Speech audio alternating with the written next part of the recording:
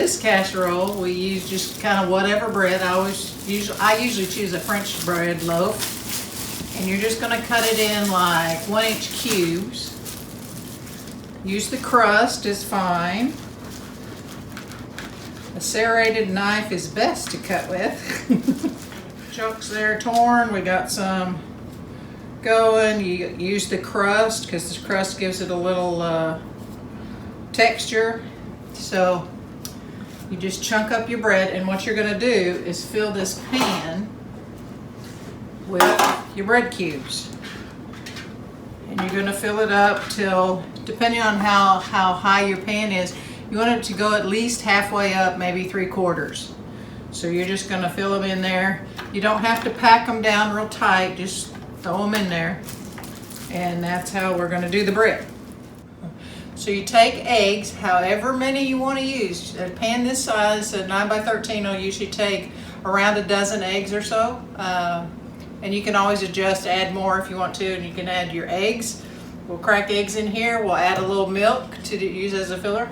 And we'll also add the spices into the egg mixture at the time. And I use salt, pepper, I put a little garlic. We're going to put just a little bit of cayenne in there, not a whole lot, just to give it a little bite.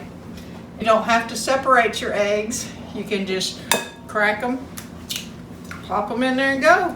These nice farm fresh eggs, look how dark those yellows are. That's better for you.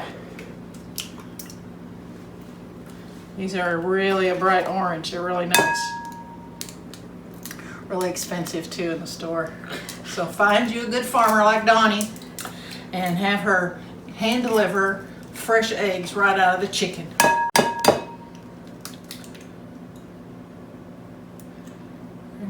Okay, if you happen to get an eggshell in there, you can't really get it out with a spoon. So you take the other half of the eggshell, or just a half, and kind of dip it in there, and that piece of shell will cling to the eggshell. So that's how you get eggshells out of anything, cake recipes, any kind of egg mixture you're doing. If you drop an eggshell in, you got to pick it up with the eggshell. Like, just scoop it right out. Once you get your eggs cracked in the bowl, you would normally use a whisk. We have a fork that we can use, and you just kind of give them the old smash up those yolks. Get them good and whisked here. Then you're going to add some milk. And with this recipe, put maybe 3/4 of a cup in. Just kind of go like that. That's how I measure, y'all. And just whip it around. And if you think you have enough liquid to cover the breadcrumbs, kind of, go for it. Otherwise, add a little more milk. Doesn't hurt. And at this point, we're also going to add the spices. Take that out for a minute. Add a little bit of cayenne pepper, however much you want, or you don't have to. I'll add about 1/4 teaspoon with salt. Same thing. You know how you like salt and pepper on your eggs. If you do it in your palm like this, that's about a teaspoon. So just dump it in. I put a couple of teaspoons in. Throw it over your left shoulder. Garlic powder, or you can put onion powder in, or you can brown onions with your sausage and do that also. Give some garlic powder, put about half teaspoon or so garlic powder in. Pepper, same way as the salt, 2 teaspoons. Then you give it all a stir again. Get those spices. And then this part will be ready. And so then what you do to put it all together is you take your sausage that was browned, and you're just going to kind of sprinkle it on top. Just kind of all over there. Be sure and drain the grease off of your sausage. You don't want all that grease. Then you'll be taking rollades like I do. And you just kind of put it all around the bread on top. This is about 1 pound of sausage. If you use ham, you can buy the ham already chopped in one of those little packages. It's like 16 ounces. You can also, if you have leftover ham at home, you can chop it up into little cubes. Just kind of spread it around. Don't be afraid to use your hands when you're cooking. Make sure they're clean.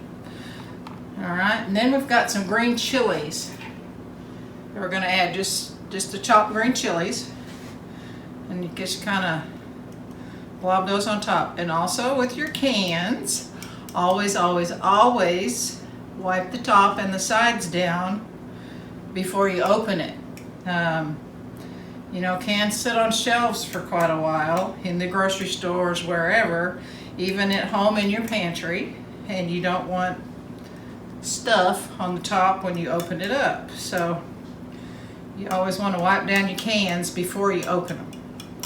So we get our green chilies on there, all spread around, juice and all, just use the whole thing. We'll mix our sauce.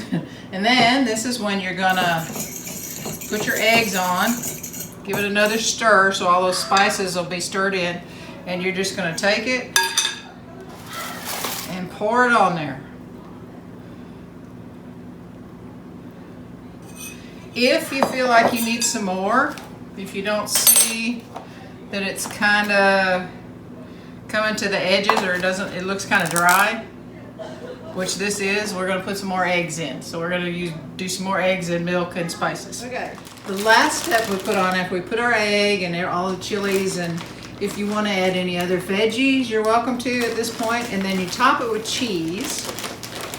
And you know, everything's better with cheese. So hence the Gigantor bag. And you're just going to kind of spread a layer of cheese on top.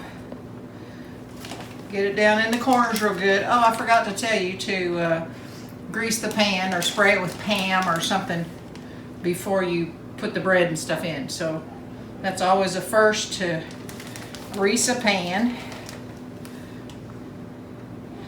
Put your cheese on there. And you can use different kinds of cheeses too. Like if you want to do, if you use ham, you can do Swiss cheese. I just like sausage with cheddar cheese. This is sharp cheddar. When I bake or make a recipe like this, I always use sharp cheddar because you get a little more flavor rather than a mild cheddar. A mild cheddar is one that you're going to use if you're just going to eat the cheese plain. But if you're going to cook, sharp is much better. So we got our layer of cheese. Got it all around.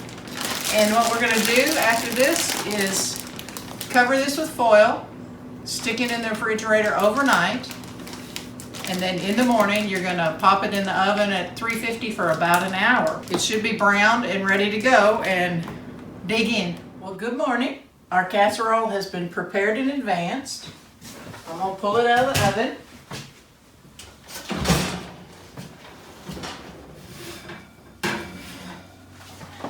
Set it right there. To test to make sure it's done, that the eggs are done, what you do is take a knife, right in the center, go down, and if it pulls up clean, you're ready. Yeah.